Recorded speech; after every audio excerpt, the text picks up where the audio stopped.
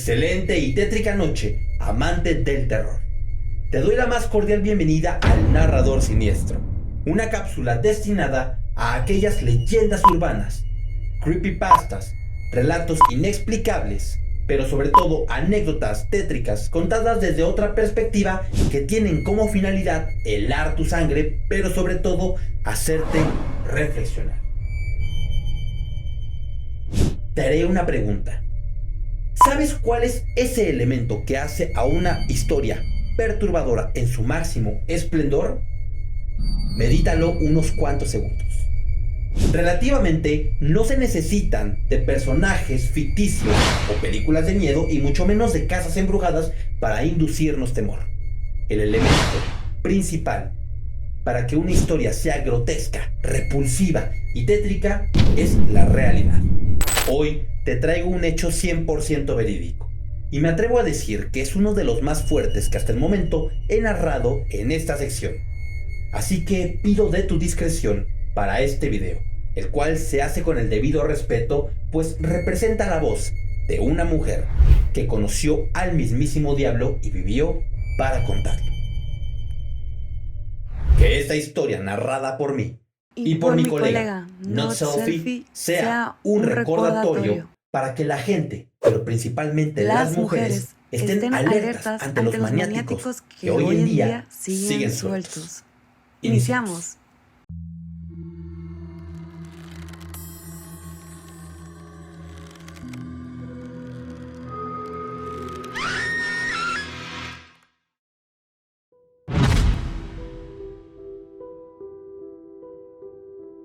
...11 de octubre de 1974... una fecha que jamás voy a olvidar. ¿Cómo fue posible que esto me ocurriera a mí? Nadie debería pasar por esto. No se lo deseo a nadie, pero ¿a mí? A la chica puritana, la religiosa, la de los cero vicios y a la de los nulos antecedentes de violencia. ¿Cómo fue posible? Tenía tan solo 21 años. Estudiaba farmacéutica en el campus de la Universidad de Utah, en Salt Lake City. También trabajaba por las tardes en una farmacia y vivía con 3 roomies y un gato. Recuerdo que ese viernes tenía una cita con el ortodoncista. Ese día en particular hacía bastante frío, así que no lo dudé ni un segundo y fui a abrigarme y a ponerme mis botas de montaña nuevas, unas Waffle Stompers. Estas típicas botas peculiares que se amarran alrededor de la bota y al final yo solía realizarles un doble nudo. Esto hacía imposible que me las pudiese quitar. Que no se les olvide este dato, pues gracias a eso aún sigo con vida. Estuve en cirugía bastante tiempo. Pues bien, el odontólogo realizó varias puntadas en la línea de mis encías. La boca me dolía a montones. Al salir, el médico me dio una recomendación, la cual era irme directo a casa para evitar los cambios bruscos de temperatura. ¿Y qué creen? Ignoré la advertencia. Yo solo quería salir a dispersarme, salir a caminar al bosque por un momento, dispersar mi mente de los exámenes. No creí que fuera a ocurrir nada malo. Comenzaba a atardecer. Mientras caminaba cerca de un parque central, mi rostro comenzaba a entumecerse. Mi boca y mis mejillas comenzaban a dolerme y fue aquí cuando decidí irme a casa. Tenía que regresar a aquella parada de autobús. Sin embargo, tenía que hacerlo rápido, pues bien, el autobús estaba por salir y era el último. Así que apresuré el paso solo para dirigirme a esa estación vacía. No había nadie. Al llegar, pensé que el último transporte ya se había ido. Tan solo pasaron 5 minutos, cuando de la nada apareció un Volkswagen, despacio, circulando en la avenida. Se acercó hacia mí y se detuvo enfrente de mis ojos. El conductor se acercó a la ventanilla del pasajero, abrió la misma y me dijo: Hola, preciosa, ¿hacia dónde te diriges? Hola, al campus de la universidad. ¿En serio? Yo también. Es tu día de suerte, súbete, te llevo. Soy estudiante de farmacéutica. ¿Estás seguro? Claro, yo soy estudiante de Derecho. Era 1974 y las mujeres, todas, sabíamos que era mal visto, así como peligroso subirnos al coche de un desconocido. Sin embargo, eso pareció bastante normal. Era como si un estudiante de universidad ayudara a otro estudiante de universidad. Yo no vi nada de malo en aquella acción. Por si fuera poco, el hombre era bastante atractivo, muy educado y me denotaba una confianza tremenda. Así que decidí ignorar las advertencias y me subí al coche. ¡Qué ilusa fui! En el auto íbamos platicando de libros, de arte, de cine, de teatro, y mientras la plática se acrecentaba más y más, me percataba de que el hombre se pasaba las desviaciones al campus de la universidad. Por si fuera poco, también noté que la puerta del pasajero no tenía la manija interior. ¿A dónde vamos? Ya te pasaste las desviaciones del campus. Tomé una ruta más corta. Es que debo pasar antes al zoológico a hacer un encargo. Espero no te moleste. Acompáñame, después te llevo al campus. Más que pensar en el por qué me encontraba en el vehículo de un desconocido, Lo miraba. El muchacho era realmente apuesto, era encantador. Pensaba que había sido mi día de suerte. Más que preocupada, me encontraba nerviosa. esas actitudes no eran comunes en mí. Sin embargo, quería probar algo diferente. No quería ser una mojigata por el resto de mi vida, sino todo lo contrario. Quería que la vida me sorprendiera. Mientras este chico manejaba, me percaté mirando tras la ventanilla que el zoológico no se encontraba ni por asomo cerca. Al contrario, veía pasar los cañones de Utah, el primero y posteriormente el segundo. Es aquí cuando él se desvió a una zona boscosa. Ahí comencé realmente a alterarme internamente, a preocuparme. Y mientras esto pasaba, la boca, las encías y las mejillas me dolían. Era un dolor insoportable. No lo toleraba. Mientras él se adentraba más y más a ese bosque, el cual yo no conocía, me di cuenta cómo bajaba la velocidad de su auto hasta el punto de quedar estacionados, aún con las luces frontales encendidas. Me di cuenta de que estábamos en medio del bosque, en un área de picnic, con una mesa enfrente de nosotros y la vereda acogiéndonos en la parte frontal del vehículo. De pronto, él sonrió y volteó a verme. Nuestras miradas se cruzaron. Me sentía realmente nerviosa, pero a la vez incómoda. Él no dejaba de sonreírme. Él se acercó hacia mí como si fuera a besarme. No sabía qué hacer ante ese momento incómodo. No sabía cómo reaccionar, si alejarme de esa situación o responderle a aquel beso. Sin embargo, me quedé mirándolo fijamente, y es en este punto cuando noté que su rostro no se acercaba a mis labios, sino todo lo contrario, a mi oído, susurrante, solo para decir unas palabras de las cuales jamás me voy a olvidar. ¿Sabes algo? Esta noche voy a matarte. De pronto, puso sus manos alrededor de mi cuello. Yo estaba aterrada, intenté forcejear con él. Y mientras más me defendía, él apretaba más y más y más, hasta el punto que no podía ni gritar. Estaba aterrada, forcejeaba con él. Y en ese momento sentí un puñetazo en el rostro. Quedé inconsciente. Desperté lentamente. Me di cuenta de que me encontraba tumbada en una de las mesas de picnic. Sabía que no había pasado mucho tiempo, pues al intentar levantarme con tanto dolor, me percaté gracias al reloj de mi muñeca izquierda que aún habían pasado solo 10 minutos, aunque ese momento haya parecido una eternidad. Tenía mis cosas. Aquello no se trataba de un robo, era algo más. Me encontraba asustada, estaba petrificada del miedo, estaba temblando. No pasó mucho tiempo cuando giré la cabeza y lo noté, acercándose a mí. Se acercaba a mí gritando, y gritando como un demente. ¡Cállate! No tienes el derecho de quejarte ni de llorar. Estaba aterrada, asustada, y cuando me quise levantar, en ese momento él se acercó para meterme un golpe en el rostro, en el estómago y en el torso. La escena era brutal. Quise arrastrarme debajo de la mesa del picnic, sin embargo, sentí un puntapié cerca de mi ojo derecho. No podía levantarme, estaba aterrada, estaba golpeada, estaba noqueada. La escena era perturbadora, era una escena grotesca. Nunca en mi vida había visto a alguien así. Era una pesadilla viviente. El muchacho se encontraba enrojecido, eufórico, bastante enojado, gritando a los cuatro vientos. Era una escena tétrica. Aquellos ojos que en un principio yo percibí como azules, ahora eran negros en su totalidad.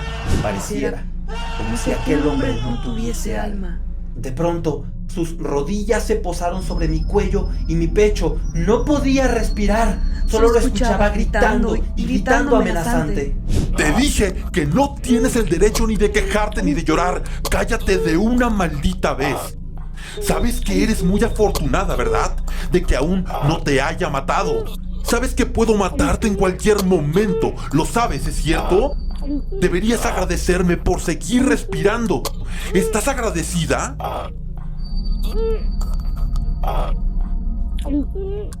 ¡Agradéceme! Sí, estoy agradecida, déjame ir. No me mates, no. ¿Qué tan agradecida estás? ¿Qué tan agradecida estás por dejarte vivir, eh? Mucho, pero déjame ir. Por favor, déjame. Yo solo respondía a sus preguntas para que me dejase ir, y en ese momento él me tomó del cabello y del brazo y me arrojó fuertemente hacia el suelo. De pronto él se posó sobre de mí y comenzó a estrangularme nuevamente. Su rodilla se encontraba sobre mi cuello y mi pecho, mientras sus dos manos apretaban fuertemente mi boca y mi nariz. No podía gritar, me estaba asfixiando. Estaba aterrorizada y a la vez nadie escuchaba mis súplicas. ¡Cállate! Si dejas de luchar, tal vez te deje respirar. Dejé de luchar, y cuando él retiraba lentamente su rodilla y sus manos de mi cara, quise levantarme y en ese momento se abalanzó de nuevo hacia mí. Volvió a estrujarme, volvió a dejar caer todo su peso en mi cuello y en mi pecho. Estaba aterrada, no podía respirar. En momentos me iba y regresaba. Le encantaba torturarme. Lo disfrutaba, lo veía en sus ojos, en su rostro. Cada que quedaba inconsciente, él me regresaba a la vida para volverme a torturar. Era una pesadilla viviente. Me encontraba alterada, estaba forcejeando con él, y en una de tantas sentí como sus manos todavía ejercían más peso sobre mí. Estaba muriendo, sentía que no podía respirar, sentía que era mi fin. Y en ese momento todo se apagó para mí. Cuando desperté nuevamente, me di cuenta que ya no me encontraba en el suelo, sino encima de la mesa de picnic. Nunca voy a olvidar esos ojos aterradores. Es aquí cuando la verdadera pesadilla comenzó para mí. Se acercó lentamente y me tomó del cuello con una fuerza increíble con su mano derecha, mientras con la izquierda se bajaba la cremallera y se quitaba el pantalón. Fue aterrador. Aquel momento jamás lo voy a olvidar. Yo me encontraba tambaleante, aún no regresaba en mí. Veía todo borroso y mientras me reincorporaba en mis 5 sentidos pude notar cómo quiso bajarme los pantalones. Me los dejó a media rodilla. En ese momento quiso quitarme las botas, pero no pudo porque estaban tan bien amarradas que se desesperó. Así que se abalanzó sobre mí. No.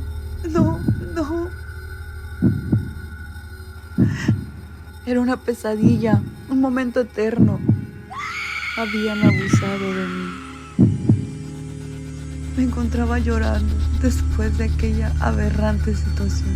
No dejaba de verlo con odio, mientras él reía a carcajadas. Y en ese momento él se acercó a mí solo para... Quedé inconsciente. Desperté nuevamente. No sabía cuánto tiempo había pasado, sin embargo, aún se veía de noche. Me sentía dolorida, la boca, el cuerpo, las piernas. Todo me dolía, me sentía asqueada, asquerosa, Me sentía asquerosa, mal, me sentía repulsiva. repulsiva. Estaba aún borrosa mi vista, no podía ver, no podía enfocar. Me sentía mareada. Y en ese momento, aún atareada, pude notar a 30 pies de mí, sentado en el lado del pasajero con la puerta de aquel Volkswagen amarillo abierta. Solo se reía, se limitaba a reír. Y en ese preciso momento, sus palabras fueron la alarma que mi cuerpo, que mi esencia necesitaba para despabilar, para salir corriendo de ahí. No había otro momento. Vaya, veo que ahora estás lista para morir. En ese momento se levantó del asiento solo para inclinarlo y comenzar a sacar herramientas de la parte trasera de aquel Volkswagen. Me sentía aterrada. Era mi momento de escapar. La adrenalina se acrecentó en mí, en mi cuerpo. Me levanté con los pantalones aún en las rodillas y comencé a correr desesperadamente. ¡Hey! ¿A dónde vas? ¡Tienes que morir! Les juro que solo corría y no me percataba, solo sabía que se escuchaban sus pasos detrás de mí y lo escuchaba gritando, eufórico, parecía el demonio andante. Solamente me limitaba a correr, me concentraba en correr y en escapar de aquella bestia infernal. Creo que corrí unos 15 metros, no más. De pronto caí en un barranco que ni siquiera yo había visto, pues me había resbalado con las botas. Aquellas botas que tanto me costaba amarrar se habían desabrochado milagrosamente. Resbalé y caí por la vereda. Caí y rodé hasta llegar al río. Aquel río que conectaba al segundo cañón de Utah. Mi cuerpo se encontraba golpeado, sin embargo eso no me importaba. Caí en el río y la corriente comenzó a alejarme rápidamente. Escuchaba sus gritos, los escuchaba a lo lejos, sin embargo, cerraba mis ojos y mientras mi cuerpo golpeaba con las ramas y las piedras de aquella corriente, me sentía agradecida. Las botas, aquellas botas habían salvado mi vida. Ya no me importaba nada, pero sabía una cosa, ese día ya no iba a morir. Mientras la corriente me alejaba cada vez más y más del peligro y de aquel hombre que gritaba, al cual yo ya no escuchaba, opté por agarrarme de una de las ramas cerca del arroyo. Me levanté, me sacudí la ropa, me levanté los pantalones y me amarré las botas. Mi mente dispersaba y vagaba mucho, aún estaba oscuro. Sabía que no iba a morir, pero me sentía sucia, me sentía asqueada. Quise llamar al 911, pero no pude. ¿Qué pensarían mis amigos, mi familia, la gente que me conocía? Que era una mujer fácil por subirme al coche de un desconocido. Esa historia tan asqueante. Decidí guardarla para mí. Llegué a mi casa, lavé mi ropa, mis pantalones, lavé mis botas, me metí a bañar. Tardé horas en la regadera. Esa historia me la guardé muchos años para mí. A partir de ese día, todas las noches lloraba inconsolable. Me sentía sucia, no me sentía digna de nadie. Esta historia que les cuento no me dejaba dormir por bastantes años. No me dejó conciliar el sueño una sola noche, pues me despertaba llorando y sudando frío, y cuando volví a dormir volví a soñar nuevamente con este hombre de ojos claros, de cejas pronunciadas, de tez clara, de complexión delgada y cabello negro. Era una pesadilla viviente, noche tras noche. No fue sino hasta el 24 de enero de 1989 que al fin pude dormir tranquila, pues se hacía justicia. Ese día al fin se hacía justicia. Después de tantas coartadas, de tantos escapes, de retrasar lo inevitable, después de verle todo el tiempo en las noticias sonriendo, defendiéndose a sí mismo, la justicia caía por su propio peso. Aquel día me levanté bastante temprano, solo para encender el televisor. Eran las 7 de la mañana. Se veía a la gente gritando emocionada. Había miles de fanáticos y de personas afuera de la prisión estatal de Florida, gritando y celebrando aquel acontecimiento del cual jamás me voy a olvidar. Créanme cuando les digo que compartía la felicidad de todas esas personas que se encontraban celebrando y victoriando aquel acontecimiento histórico afuera de la prisión estatal. También celebraba desde mi casa a los familiares de las víctimas que sucumbieron ante este acosador, ante este violador. Al fin se hacía justicia para todas ellas.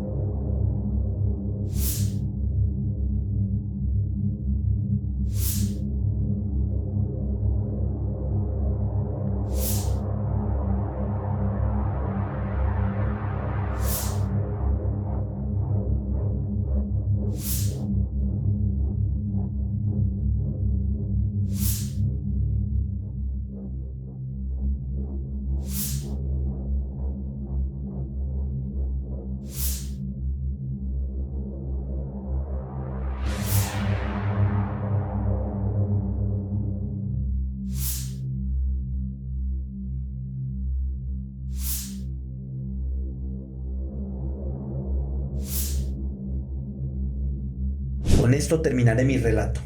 Sí, sufrí bastante. Sufrí por muchos años y en silencio. Pero ante toda esa tristeza y esa infelicidad, hay un recuerdo bastante gracioso que se antepone a todos esos momentos de tensión y de llanto. Un momento bastante gracioso que de hecho es de aquel día de su ejecución. Recuerdo haber visto en la televisión a dos activistas con pancartas bastante graciosas. La primera decía: martes es día de freír. Y la segunda, y mi favorita entre todas: